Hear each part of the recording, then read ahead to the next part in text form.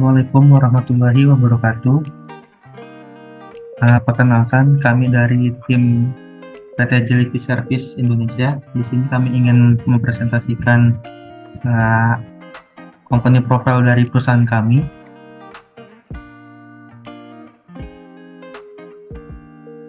Dan di mana ini adalah tim yang terlibat dalam PT JSI.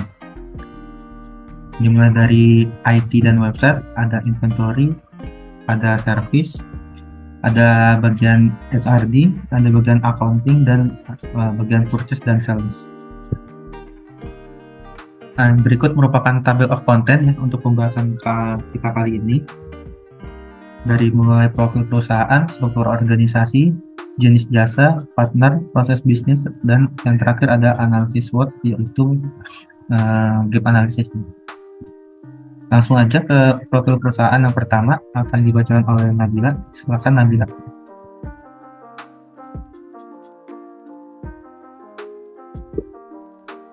Baik, terima kasih Faisal. Di sini ada profil company-nya atau profil perusahaan dari PT Jellyfish. Dan sebelumnya PT Jellyfish itu merupakan sebuah perusahaan jasa cleaning service HVACR, heating, fan lawn, air conditioner, and refrigeration, perbaikan mobil, dan perbaikan mobil. PT JSI berdiri tahun 2000 dari himpunan teknisi-teknisi asal Banyumas yang bersatu sehingga terbentuk sebuah bengkel AC dengan nama Jellyfish Service atau JSI.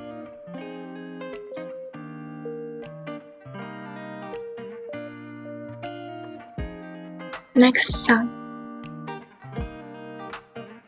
Dan berikut adalah visi dan misinya. Yang pertama ada visinya.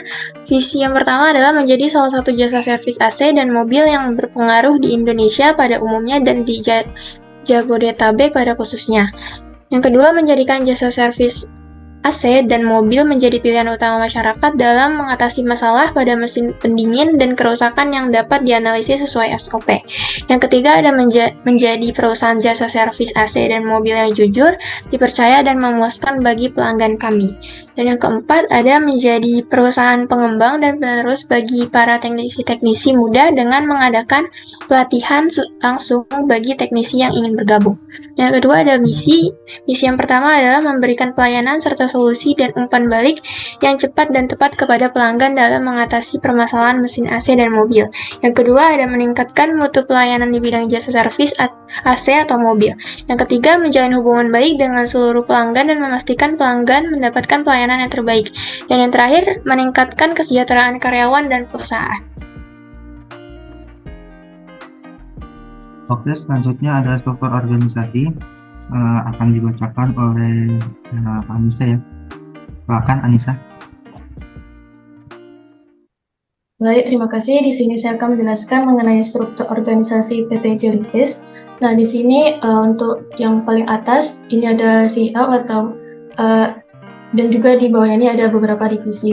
Nah, untuk masing-masing job desk-nya yang dimulai dari CEO, CEO ini atau Chief Executive Office yang bertanggung jawab terhadap keseluruhan proses bisnis perusahaan, memantau dan menerima laporan dari setiap divisinya. Nah, kemudian mulai dari divisi purchase. Divisi purchase ini bertugas untuk melakukan pembelian terhadap barang yang dibutuhkan oleh PT Jellyfish untuk melakukan proses bisnis. Kemudian barang tersebut akan dibeli dari vendor atau supplier yang telah bekerja sama dengan PT Jellyfish. Divisi ini juga bertugas untuk membuat dan mengirim request for quotation atau RFQ dan membuat purchase order. Kemudian yang kedua ini ada divisi sales. Divisi ini bertugas untuk memproses pembelian jasa yang dilakukan oleh customer dan juga melakukan proses yang dilakukan oleh divisi ini meliputi pembuatan dan pengiriman quotation sales order.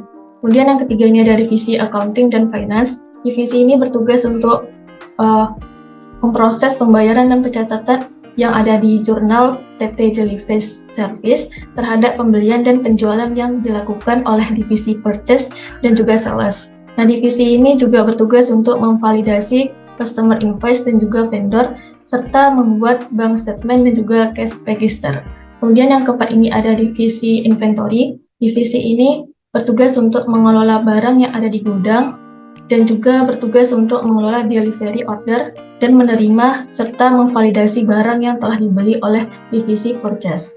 Kemudian untuk divisi IT support, divisi ini bertugas untuk mengembangkan sistem ERP yang dibutuhkan oleh PT Jellyfish serta bertugas untuk mengatur autentikasi dan otorisasi pengguna pada sistem ERP perusahaan. Kemudian yang keenam ada HR. Untuk HR ini bertugas untuk melakukan rekrutmen, mengelola pengkajian, dan mengembangkan karyawan. Divisi ini juga bertugas untuk mengelola data dan informasi dari setiap karyawan yang ada di PT Jellyfish.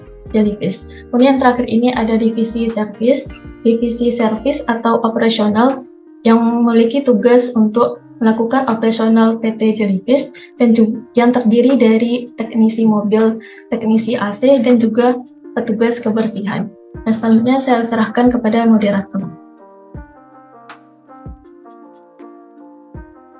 Oke, baik. Selanjutnya di sini ada jenis-jenis jasa yang ada pada PT Jellyfish yang akan dibacakan oleh Advian. Untuk Advian, dipersilakan.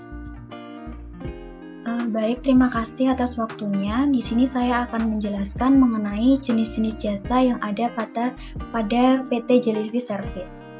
Mungkin bisa di next. Seperti yang sudah dijelaskan oleh rekan saya di awal tadi, bahwa PT Jellyfish ini merupakan sebuah perusahaan jasa cleaning service dan juga perbaikan mobil. Maka di sini ada 3 jenis jasa yang ditawarkan oleh PT Jellyfish Service. Nah, yang pertama di sini ada cleaning service atau office boy, di mana cleaning service ini menawarkan jasa untuk membersihkan rumah, kantor, apartemen, dan lingkungan lainnya sesuai dengan permintaan customer. Lalu untuk jasa yang kedua itu ada service AC. Nah, PT Jellyfish Service ini menawarkan beberapa layanan, yaitu ada cuci AC, perbaikan AC, bongkar pasang AC, dan juga isi freon AC. Dan jenis jasa yang ketiga itu ada perbaikan mobil. Di sini PT Jellyfish melayani servis untuk perbaikan semua jenis mobil di Jabodetabek. Selain perbaikan semua jenis mobil, PT Jellyfish ini juga melayani servis untuk servis berkala, servis spare part, dan juga pergantian oli, rem, dan bagian-bagian lainnya sesuai dengan permintaan dari customer. Nah, mungkin itu saja yang dapat saya sampaikan terkait dengan jenis jasa yang ada pada PT Jellyfish Service. Untuk selanjutnya saya serahkan kepada moderator. Terima kasih.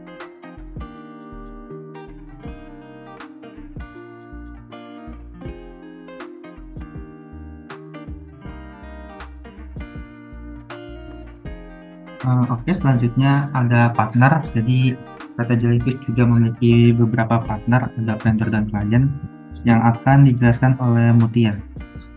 Untuk Mutia, waktu dan dipersilakan. Baik, terima kasih Faisal. Selanjutnya itu ada partner dari PT Jellyfish Service Indonesia. Boleh di next. Nah, partnernya ini ada vendor, yaitu ada PT Cahaya Abadi, lalu ada PT Gubuk Mewah, lalu ada PT Metateknik, dan ada PT Unisa.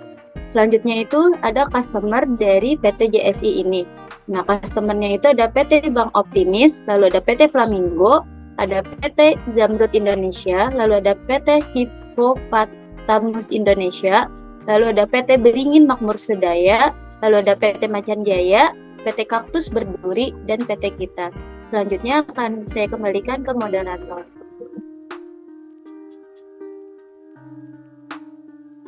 Oke, selanjutnya ada proses bisnis. Proses bisnis ini merupakan alur sebuah kegiatan yang dimana dari awal customer datang hingga ke bagian akhir itu laporan ya, yang akan dijelaskan oleh Rohman. Untuk Rohman dipersilakan. Baik, sebelumnya terima kasih atas kesempatannya. Bisa dibukakan untuk helikopternya. Nah, mungkin bisa di link aja Faisal. Soalnya agak kecil.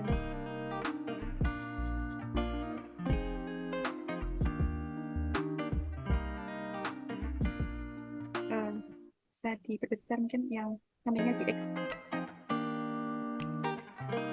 Nah, jadi Jadi di sini merupakan gambar dari helikopter view atau alur review secara keseluruhan, yang mana di sini untuk masing-masing bagiannya sudah dijelaskan tadi berdasarkan dengan struktur organisasi perusahaan. Kemudian di sini ada beberapa bagian internal dan juga eksternal dari perusahaan. Nah, misalnya di sini ada customer. Nah, jadi di sini untuk helikopter view ini diawali dari customer yang memerlukan jasa servis, kemudian nanti berdasarkan pesanan tersebut, sales itu akan menerima pesanan, kemudian melakukan pengecekan pesanan, dan setelah itu nanti akan dibuatlah quotation, dan selanjutnya adalah sales order. Nah, berdasarkan sales order ini nantinya akan ditinjau lagi untuk beberapa divisi. Nah, yang pertama di sini ada divisi service. Berdasarkan sales order tadi itu akan membuat work order dan juga membuat assignment worker dan juga equipment, kemudian juga memerlukan penambahan spare part, dan selanjutnya adalah request perpindahan spare part. Nah, setelah itu nanti dari bagian service akan merequest perpindahan spare part melalui bagian inventory, yang mana bagian inventory ini akan menerima dan kemudian akan melakukan pengecekan stok gudang.